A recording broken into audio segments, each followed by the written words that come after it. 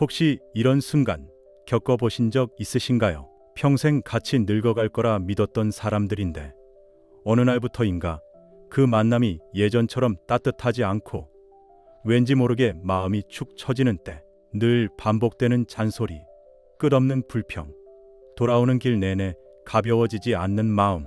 내가 예민해진 걸까? 내가 변한 걸까?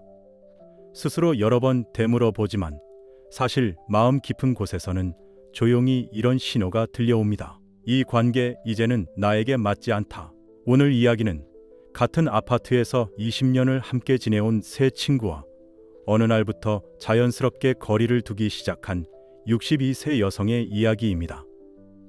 그리고 그 선택 뒤 3년이 흐른 지금 그녀의 삶이 어떻게 완전히 달라졌는지 담겨 있습니다.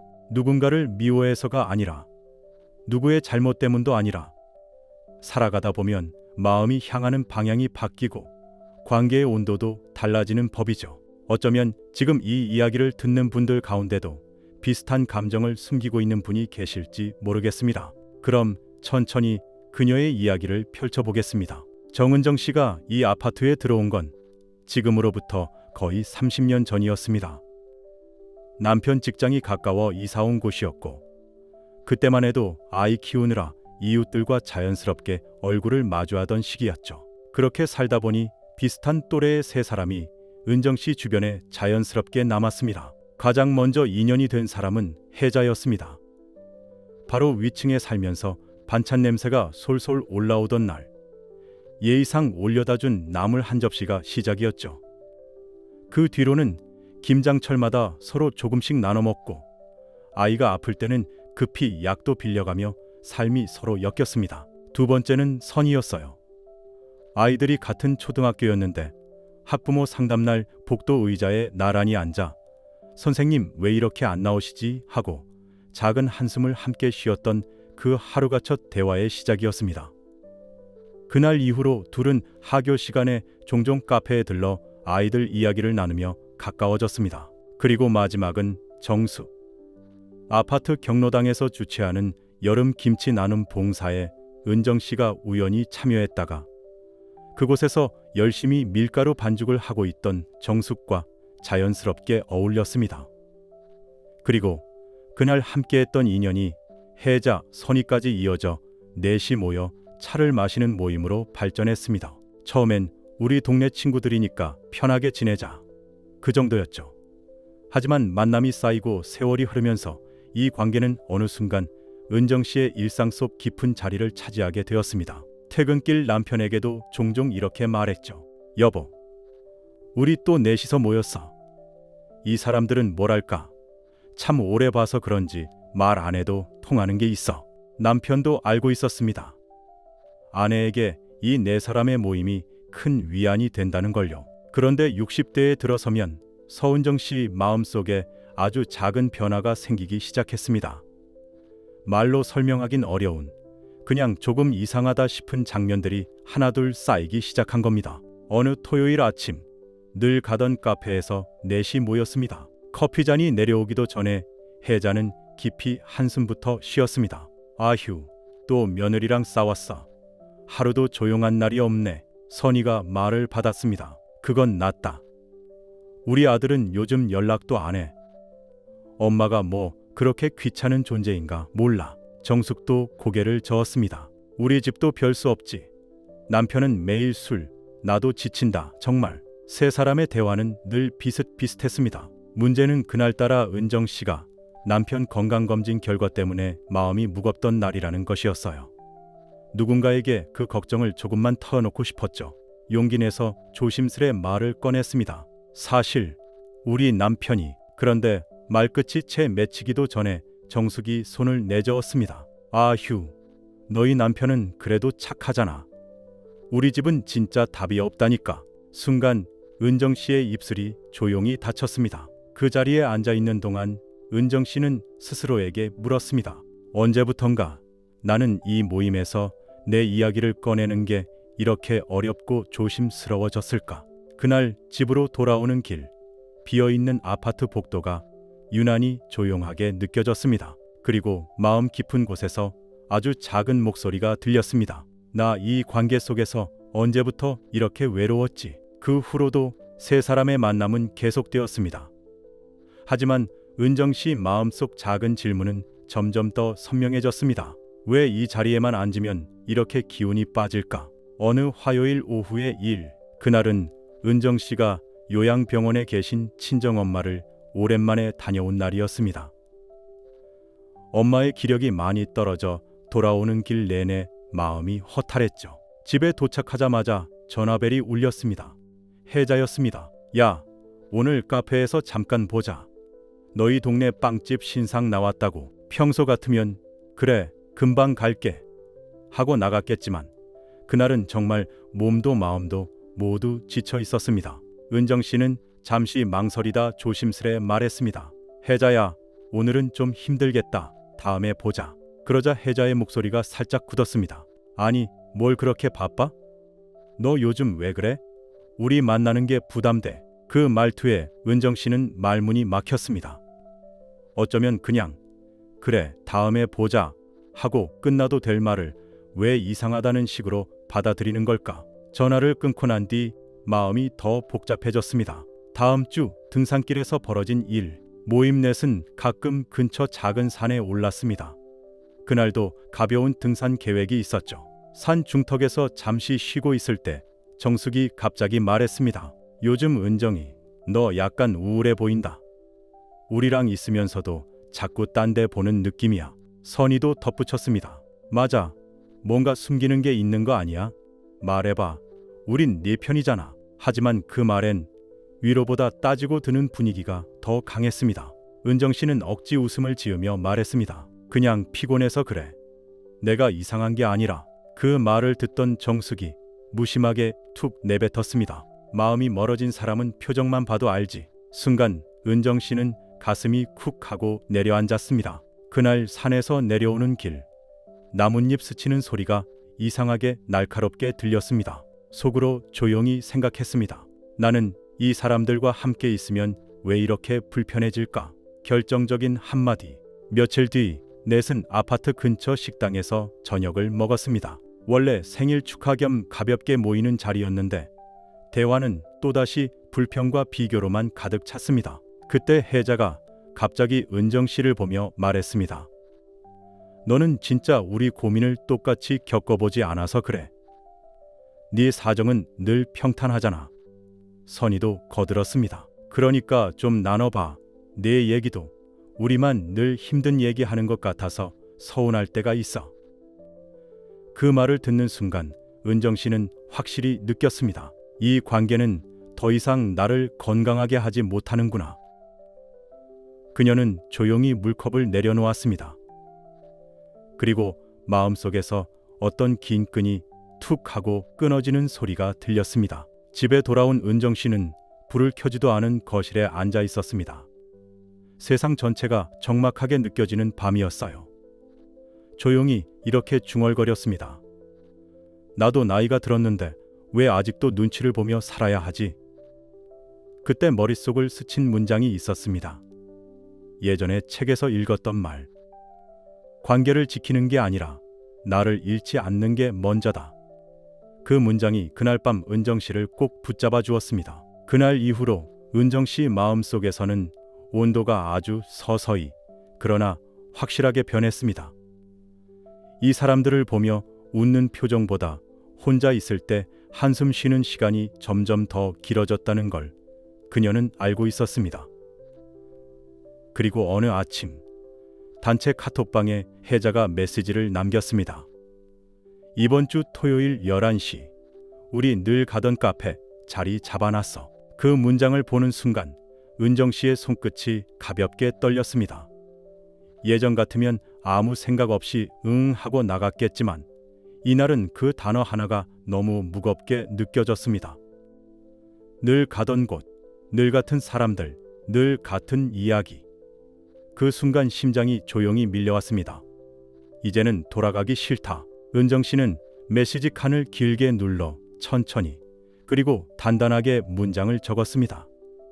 이번 주는 나 좀 쉬려고. 그 말을 보내고 그녀는 폰 화면을 한참 바라보았습니다. 익숙한 대화방이 갑자기 너무 낯설게 느껴졌습니다. 그리고 그 방을 조용히 나갔습니다. 화면이 아무 말 없이 닫히는 순간 가슴 안쪽에서 작게 그러나 선명한 울림이 일었습니다. 마치 오래 묶여있던 무언가가 풀리는 듯한 가벼움. 은정 씨는 작게 숨을 내쉬며 생각했습니다. 아, 이렇게까지 편안할 줄이야. 물론 그날 밤잠을 쉽게 이루진 못했습니다. 머릿속은 계속 물었습니다. 내가 너무한 걸까? 20년을 함께 했는데 이래도 되는 걸까? 혹시 나만 이기적인 건 아닐까? 하지만 다른 목소리도 분명하게 들렸습니다. 내가 나를 위한 선택이다. 그 말이 잠들기 직전까지 은정 씨의 마음을 지켜주었습니다. 친구들과 거리를 둔 뒤 은정 씨의 일상은 소리 없이 달라지기 시작했습니다. 아침에 일어나는 시간이 달라졌다. 늘 모임 준비에 신경 쓰며 분주하게 시작했던 아침이 이젠 창문 열고 바람부터 느끼는 여유로 바뀌었습니다. 어깨, 목 통증이 줄었다. 병원에서도 이유를 몰라 오래 물리치료를 받았던 통증. 단절한 지 일주일 만에 그 무게가 훅 덜어지는 걸 은정 씨는 느꼈습니다. 의사도 말했습니다. 요즘 스트레스 많이 줄었나 보네요. 근육이 확실히 부드러워졌어요. 은정 씨는 대답하진 않았지만 속으로 울컥했습니다. 그 스트레스의 정체가 사람이었구나. 집이 더 편한 공간이 되었다. 예전엔 집에만 있으니 적적하다 이런 생각이 들던 때도 있었지만 지금은 달랐습니다. 소파에 혼자 앉아 차 한 잔을 마시는 시간이 세상에서 가장 편했습니다. 은정 씨는 스스로에게 이렇게 말했습니다. 혼자라서 외로운 게 아니라 불편한 사람 옆에 있어서 외로웠던 거였네. 그날의 깨달음은 고요했고 깊었고 따뜻했습니다. 단절 후 3주쯤 지났을 때 오후 2시쯤 문자가 하나 도착했습니다. 혜자였습니다. 요즘 왜 이렇게 조용해? 세상에 친구들한테 말도 없이 사라지면 어떡해? 조금 있다가 정숙이 보낸 메시지도 이어졌습니다. 너 아프다는 소문도 있던데 괜찮은 거 맞아? 선희도 덧붙였습니다. 우리가 뭘 잘못했으면 말이라도 해봐. 이렇게 피하면 우리는 뭐가 돼? 은정 씨는 폰을 손에 쥔 채 한참을 움직이지 못했습니다. 지금 대답하면 다시 그 관계로 돌아가게 될까? 머릿속이 복잡해졌습니다. 정이 많았던 은정 씨는 이런 상황이 가장 힘들었습니다. 싱크대 앞에 서서 찬물을 맞잡고 있던 손이 천천히 힘이 빠져나갔습니다. 그리고 마음속에서 아주 건조한 한 문장이 일어났습니다. 난 괜찮은데.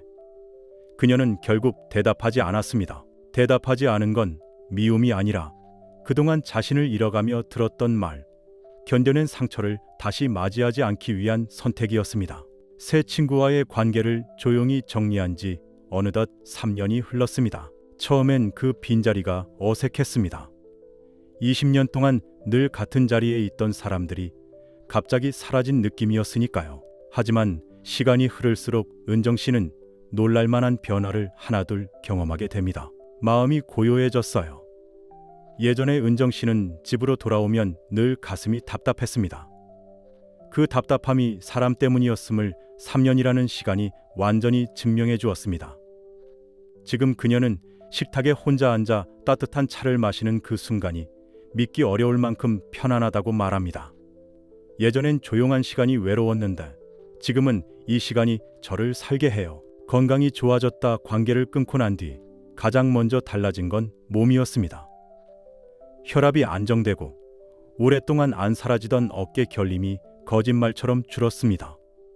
병원에서도 놀랐습니다. 스트레스 요인이 크게 사라졌나 본데요. 몸이 아주 좋아졌어요. 은정 씨도 스스로 느꼈습니다. 내 인생에서 가장 큰 스트레스가 사람일 수도 있구나. 혼자 보내는 시간이 오히려 삶을 풍요롭게 했다. 처음 6개월은 빈 시간이 너무 컸습니다. 주말마다 누군가와 약속을 잡던 습관이 몸에 남아 있었기 때문입니다. 하지만 어느 순간부터 그 시간이 새로운 의미로 바뀌기 시작했습니다. 아파트 화단의 꽃이 언제 피고 언제 지는지 눈에 들어오고, 동네 도서관에 발걸음을 옮기다 예전엔 눈길도 주지 않았던 책들이 자꾸만 손에 잡혔습니다. 그리고 오랫동안 미뤄두었던 취미 뜨개질, 사진, 글쓰기 하나씩 꺼내다 보니 삶이 조용히 채워졌습니다. 사람이 없어서 허전한 게 아니라 나를 채울 시간이 생긴 거였어요. 새로운 사람을 만날 수 있는 마음이 열렸다.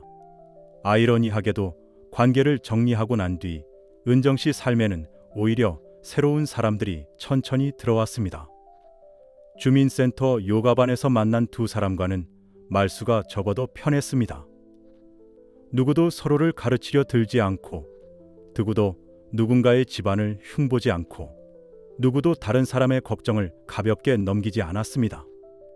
그녀는 문득 깨달았습니다.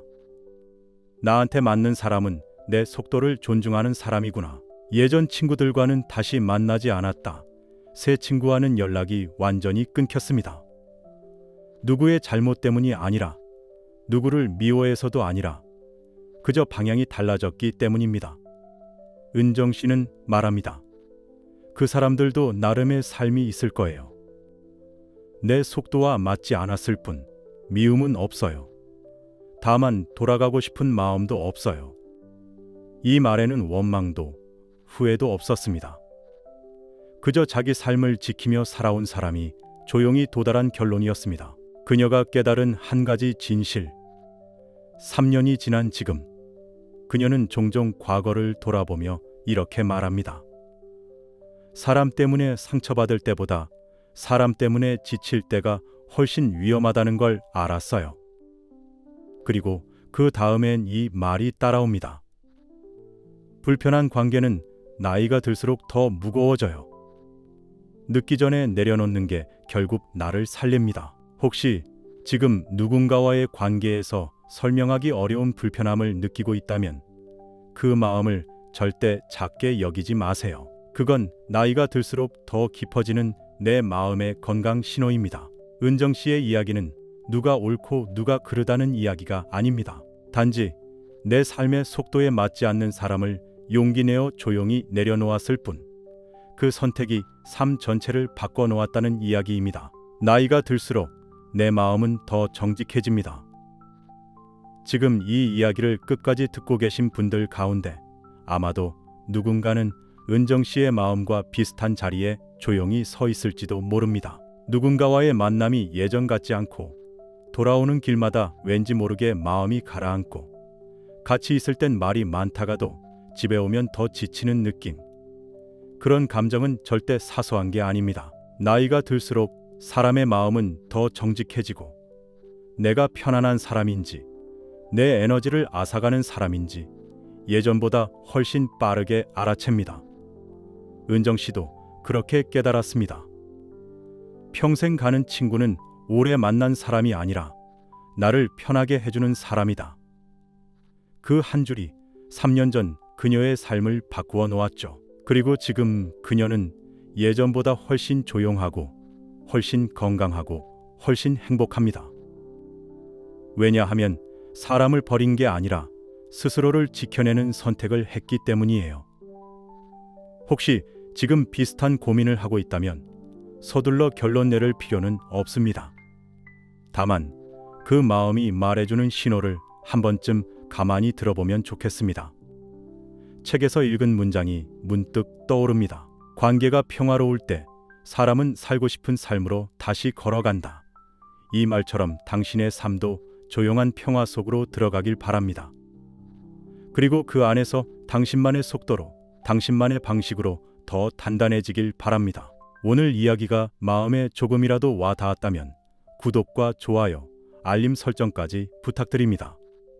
여러분의 그 작은 응원이 앞으로도 이런 깊은 이야기들을 꾸준히 전할 수 있는 힘이 됩니다. 함께 해주셔서 고맙습니다.